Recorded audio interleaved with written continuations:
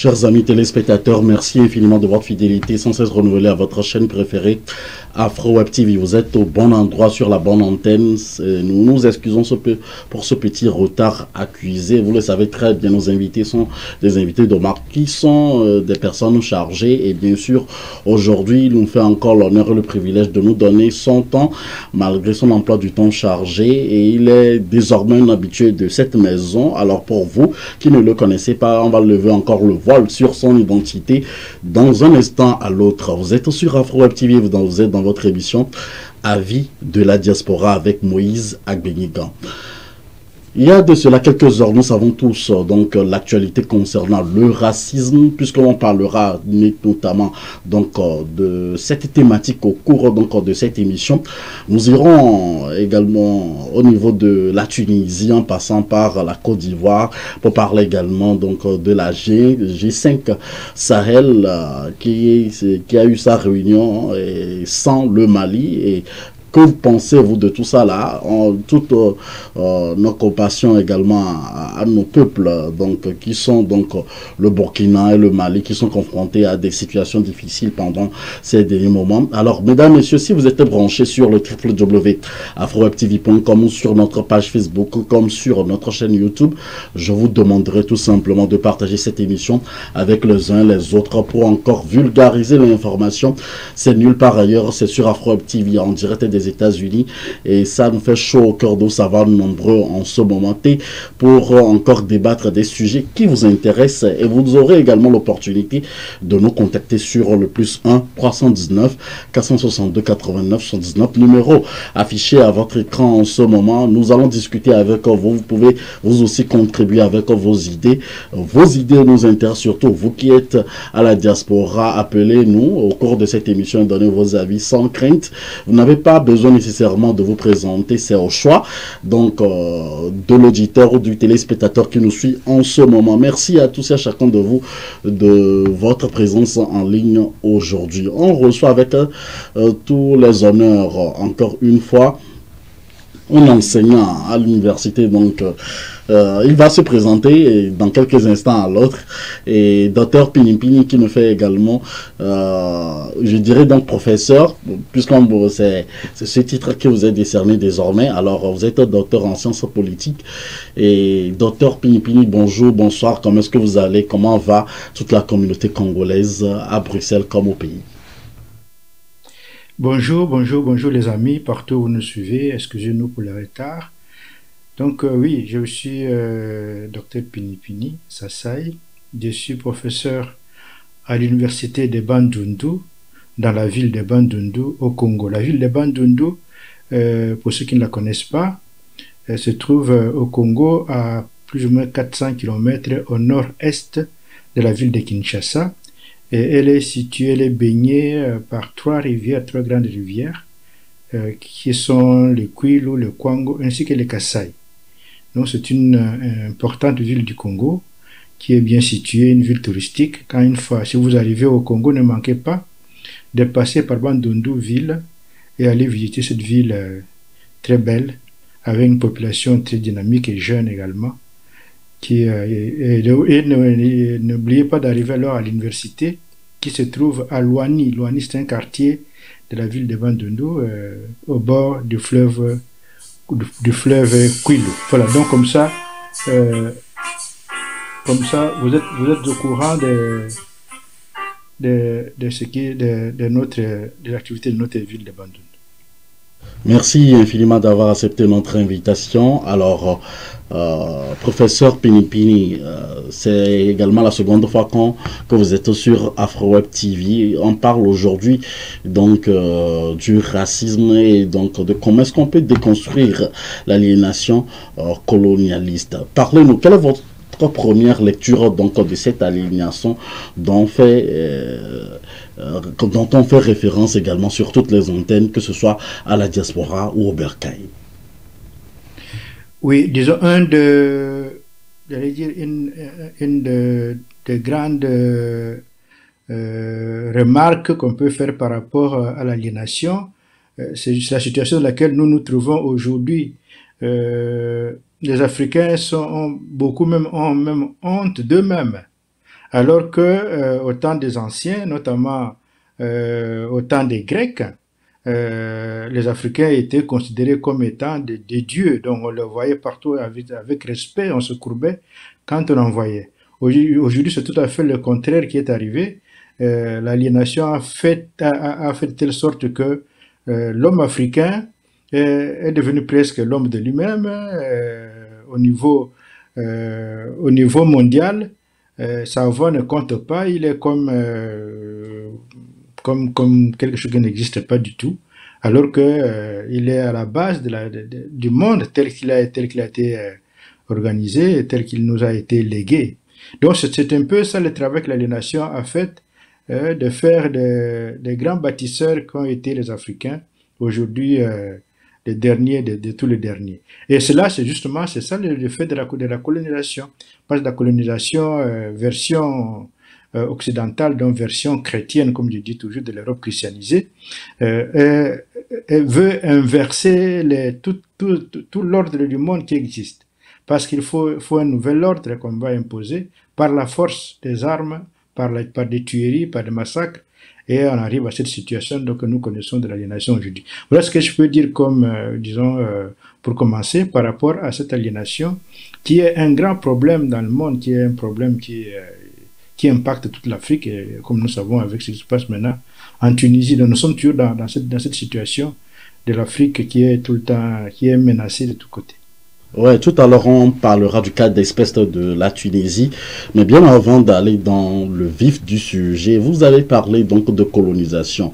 Doit-on à ce jour encore jeter les torts sur les colonisateurs, vu que la plupart des pays africains ont eu déjà leur indépendance, et disons 62 ans, certains 60 ans après?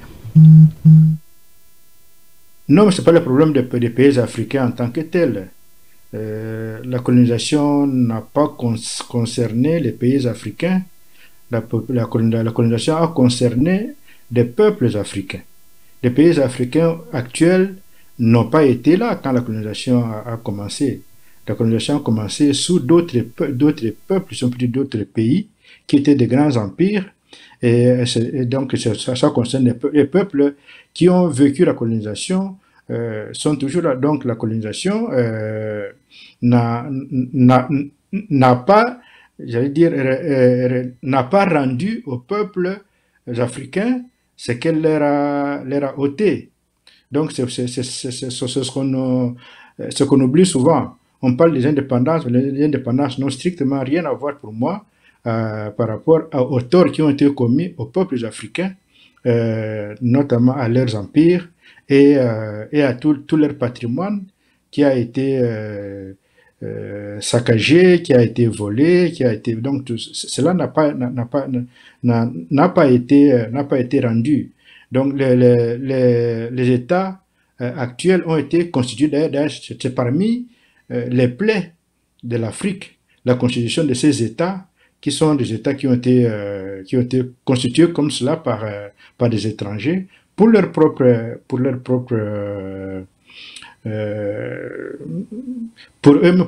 bienfait, généralement contre les peuples africains. Donc les peuples africains n'avaient évidemment rien d'autre sous la main que ces États, comme ça se sont battus pour que dans ces enclos dans lesquels ils étaient enfermés, qu'ils puissent essayer de s'en libérer. Donc ce qu'on appelle l'indépendance, ça vient, disons, dans cette forme-là. Mais les indépendances, les vraies, auraient été effectivement les indépendances de nos royaumes et de nos empires. Mais les empires ont été défaits, n'existent plus, donc il était plus possible de revenir dans ces entités-là. Il fallait lutter avec ce que l'on avait en main, c'est-à-dire les États tels que les Européens, les chrétiens européens, les avaient constitués. Donc c'est cela. Alors maintenant, par rapport à l'aliénation, disons par rapport au mal qui a été fait, le grand problème que nous avons, c'est que ce mal n'a été ni jugé, ni condamné, ni réparé. Donc on parle des indépendances, mais les indépendances, c'est venu à partir de quoi? Ce qui a été fait comme mal, quand est-ce qu'il a été jugé, ce mal-là? Quand est-ce qu'il a été condamné? et quand est-ce qu'il a été réparé. Donc, le problème demeure, donc ça veut dire que les Européens s'en sont sortis dans l'impunité la plus totale. Vous savez, l'impunité ne construit pas. L'impunité déconstruit l'impunité. C'est ce qu'il ne faut vraiment pas à une nation, parce que l'impunité, c'est la désagrégation de toute une communauté. Les communautés humaines se sont construites justement pour que se sont construites sur la justice, ce que nous appelons la maths. La justice est importante. Or, dans le cas d'espèce, il n'y a jamais eu de justice parce que les Européens sont partis impunis. Donc, c'est pour cela que, en réalité, ceux qui sont partis, ils sont toujours restés, parce qu'ils ont été totalement impunis. Donc voilà, comme ça, on ne peut pas dire que il y a eu l'indépendance, donc les Africains n'ont plus à se plaindre, les Africains vivent très bien, mais on voit très bien que les Africains ne vivent pas très bien, justement, à cause de cela. Alors, donc, vous nous dites qu'ils ont toujours, disons, nous parlons donc des colonisateurs, ils ont toujours la volonté donc de coloniser, donc, ou de recoloniser d'une autre manière, si vous me permettez le terme, donc l'Afrique de nouveau. Absolument, absolument, parce qu'il n'y a jamais eu, d'ailleurs, regardez, par exemple, prenons le cas du Congo. Le Congo est indépendant, disons l'indépendance est proclamée le 30 juin 1960. Le 30 juin. Le 2 juillet 1960, 2 jours plus tard, la Belgique envahit le Congo avec son armée. Le 2 juillet. Et va rester ainsi jusqu'à 1963. Donc, comment voulez-vous dans ce cas-là parler d'une indépendance quelconque quand le 2 juillet, 2 jours après, vous envahissez les pays qui viennent d'être indépendants et vous imposez des dirigeants. Parce que les dirigeants, parlons de Lumumba avec son gouvernement, ils sont restés que 2 mois. 2 mois au pouvoir, le mois de juillet et le mois d'août. Et dans quelles conditions? Avec une armée étrangère qui était là-bas, une armée d'occupation de l'ancienne puissance coloniale. Et le 14 septembre, c'était déjà le coup d'État contre ce gouvernement-là. Vous voyez que dans ces conditions-là, comment est-ce qu'on peut parler d'une véritable indépendance? Donc la mainmise, elle est là. Là c'était manifeste. Et partout ailleurs, par exemple, pour ce qu'on appelle l'Afrique occidentale française, ça a été la même chose. Monsieur de Gaulle, avec son gouvernement, a tout fait pour étouffer toutes les indépendances dans tous ces pays-là, en mettant en place des structures telles que l'indépendance, soit une indépendance de face, avec des gens qui seraient là pour jouer au président, pour jouer au ministre, mais sans l'être vraiment. Parce que le véritable président, le véritable ministre, c'était toujours de France. Donc de Gaulle lui-même restait le véritable président de tous ces pays. Et ces ministres étaient les véritables ministres. Les autres, mais jouaient tout simplement ils jouaient au ministre. D'ailleurs, au point que dans ce livre ici, pour ceux que je veux peut-être présenter aux téléspectateurs, dans ce livre-là, qui s'appelle l'Empire qui ne veut pas mourir, la France-Afrique. Hein, l'Empire qui ne veut pas mourir. Il y a beaucoup d'articles qui sont en train de nous montrer comment est-ce que De Gaulle et ses hommes, ils ont tout fait pour que les Africains ne jouent que la comédie, enfin, ne jouent que... Et lui-même, d'ailleurs, ces Africains-là, ce qui les intéressait, c'était d'aller à Paris, de passer une semaine là-bas ou deux, mais pourtant président de pays, hein, mais ils allaient là passer des semaines à Paris, en train de passer dans des bistrots, dans des restaurants, dans des hôtels pour mener la grande vie, sans s'occuper vraiment de leur pays. Or cela était ce que le pouvoir ancien avait mis en place pour pouvoir perpétuer sa mainmise sur tous ces pays-là. Donc voilà, c'est pour dire que les plats étaient bien préparés pour manger l'Afrique et continuer donc à la coloniser. Et nous en sommes toujours là. Alors, n'avez-vous pas l'impression que c'est notre passé en tant qu'Africains qui nous rattrape? Notre passé, non, c'est pas notre passé qui nous rattrape.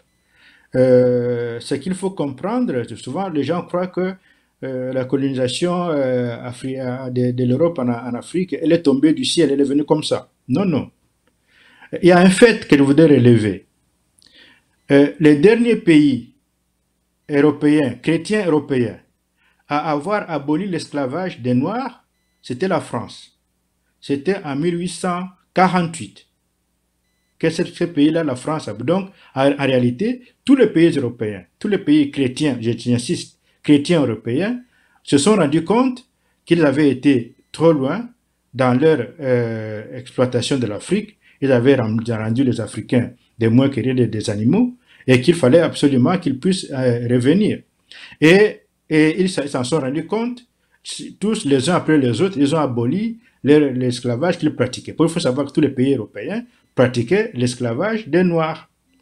Donc, et les derniers, après plusieurs soubresauts, mais les derniers qu'il a aboli en 1848, c'est la France. Or, écoutez bien, quelques années plus tard, disons une quarantaine d'années plus tard, en 1884, les mêmes pays européens, chrétiens, se réunissent à Berlin pour aller coloniser l'Afrique.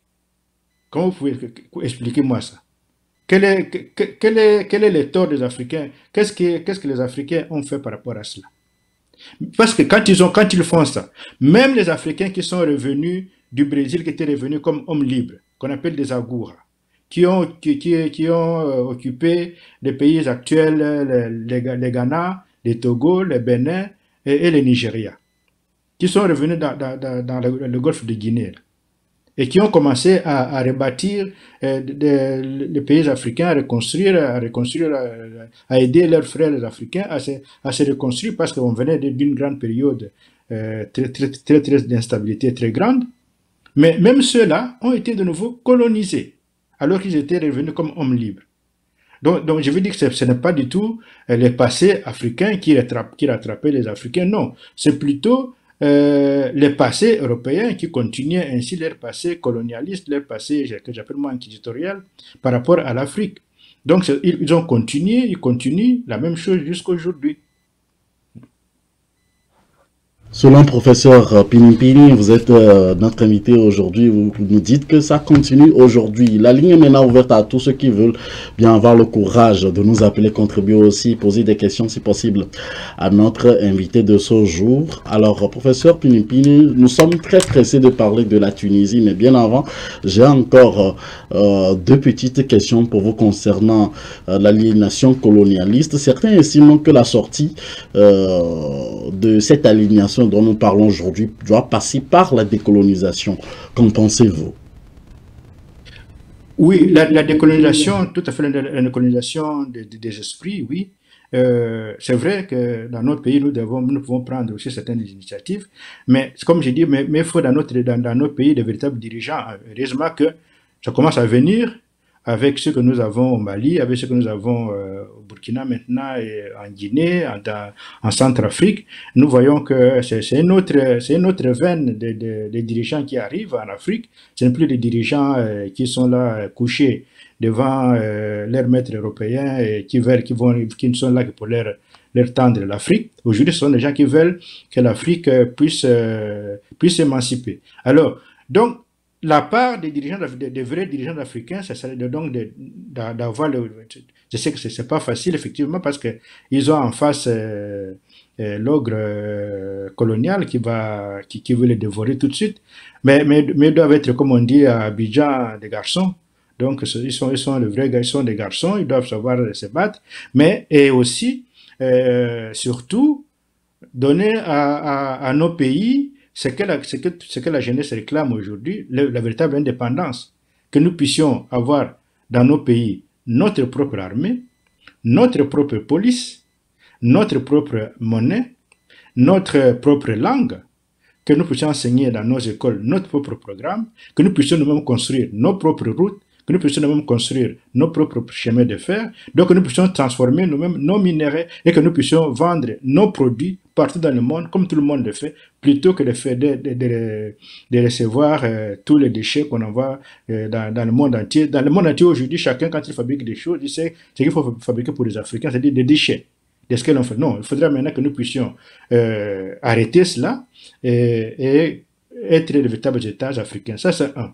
Deuxièmement, pour que nous puissions arriver à mettre fin à tout cela, il faudra effectivement que nous puissions reconstruire, comme sont en train de faire entre le Mali, le Burkina et la Guinée, et refaire des grands ensembles africains qui ont fait parler d'eux. Je veux parler des empires comme l'empire du Ghana, comme l'empire de Songhai, comme l'empire de Mali, comme l'empire du Congo, comme l'empire de Zimbabwe, comme donc tous nos empires, comme l'empire d'Éthiopie évidemment, tous nos empires qui ont fait le bonheur de l'Afrique, mais c'est qu'ils soient ressuscités. Et c'est possible que nous puissions les remettre sur rail en remettant tous ces espaces-là sur que nous puissions les reconstituer comme cela est en train de se faire maintenant. En troisième lieu, il faudra,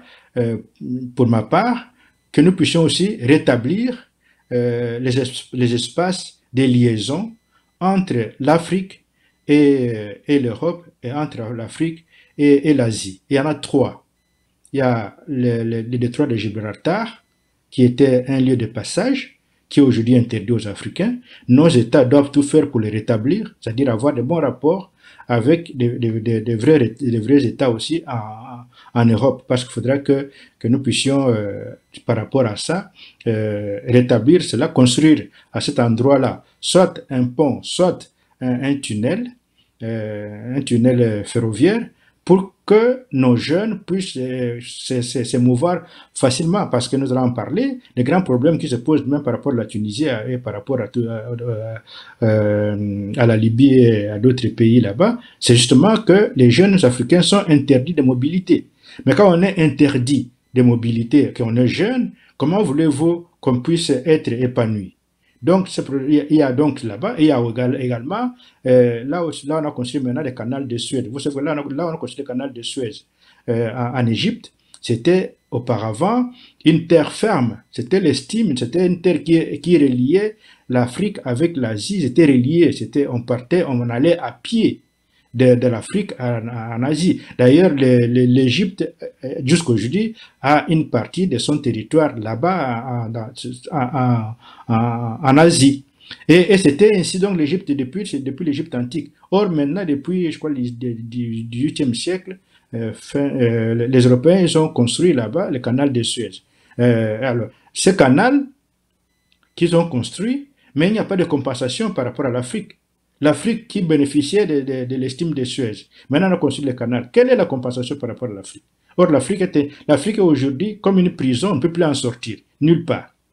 Ça ne va pas. Alors, donc, il faudrait que là aussi, qu'il y ait des ponts et qu'il y ait également des tunnels. Je ne voudrais pas qu'on puisse remblayer le canal qui a été construit, mais il ne faudrait pas que ça soit définitivement au détriment des Africains. Ce n'est pas juste.